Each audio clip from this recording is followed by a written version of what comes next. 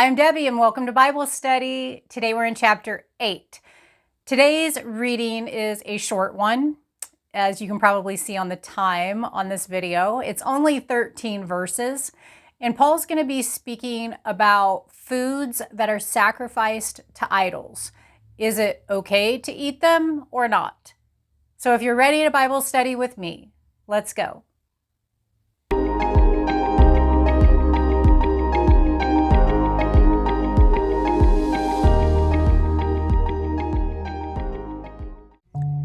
Dear Heavenly Father, we come to you with thanksgiving, and we ask that you give us knowledge, understanding, and wisdom as we study your word together today. Do your work in us in your perfect timing, and help us to be sensitive to your leading in our lives. Give us a fresh insight, and let us leave today's study with a new perspective. In Jesus' name we pray. Amen. Chapter 8, verse 1. Now, about food sacrificed to idols. We know that we all possess knowledge, but knowledge puffs up while love builds up. Those who think they know something do not yet know as they ought to know. But whoever loves God is known by God. Meat bought in the marketplace could have been offered earlier to an idol in one of the many pagan temples. Animals were brought to a temple, killed before an idol as part of a pagan religious ceremony, and either eaten at a feast to the idol or taken to butchers who would sell the meat in the marketplace. The believers wondered if by eating such meat, they were somehow participating in the worship of idols. And love is more important than knowledge. Love can make us look good and feel important, but we can all too easily develop an arrogant, know-it-all attitude.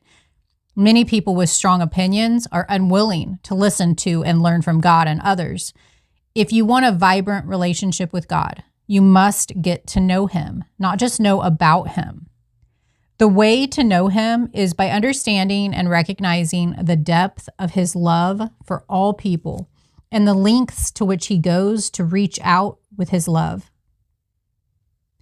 We, in turn, will love Him and model that love to others. Those who live in love with God and show love to others have found the secret to true knowledge and wisdom. We can know and be known by God only when we understand the wisdom of love and model it in everything that we do. Verse 4.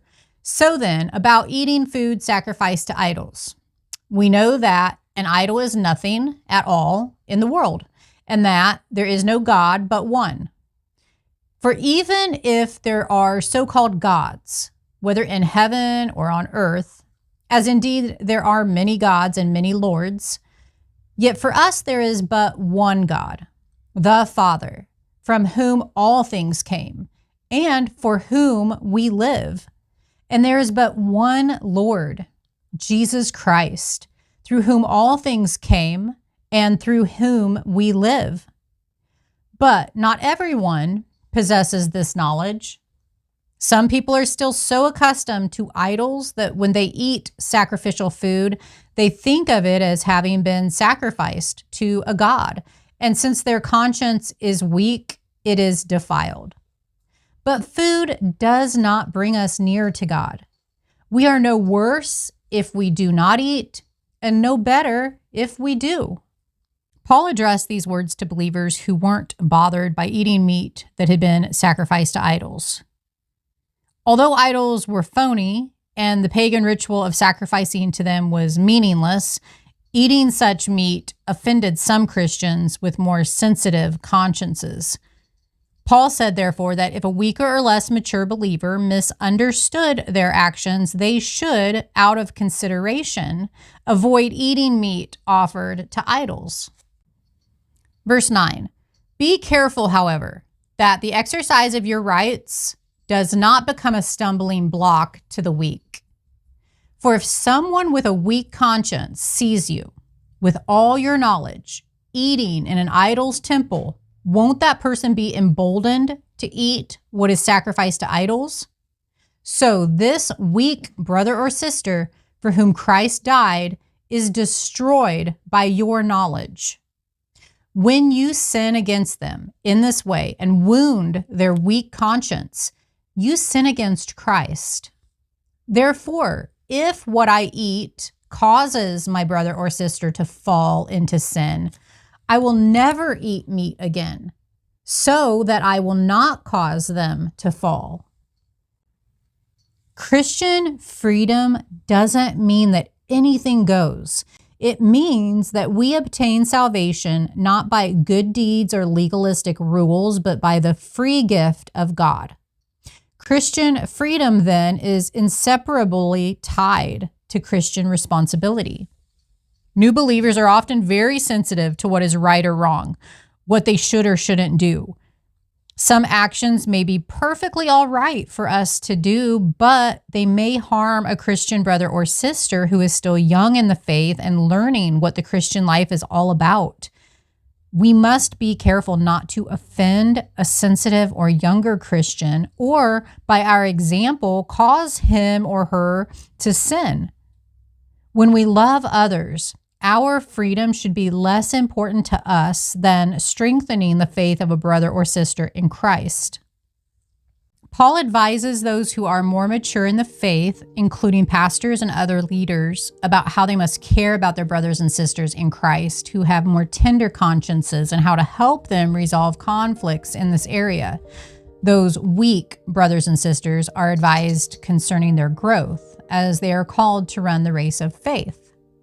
And so I have this little inset here in my Bible saying stronger and weaker believers, and it's advice for them.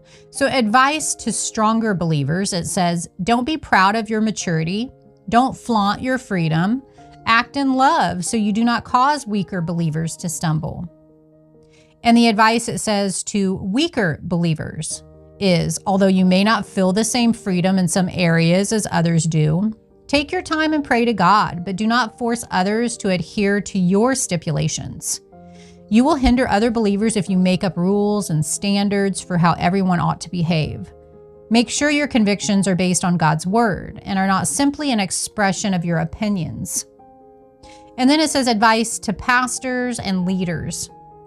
Teach correctly from God's word, helping Christians to understand what is right and wrong in God's eyes, and to see that they can have varied opinions on other issues and still be unified. Don't allow potential problems to get out of hand, causing splits and divisions. If you enjoyed today's Bible study, please hit the like button, hit the subscribe button, and go ahead and click on the next video as we continue into chapter 9.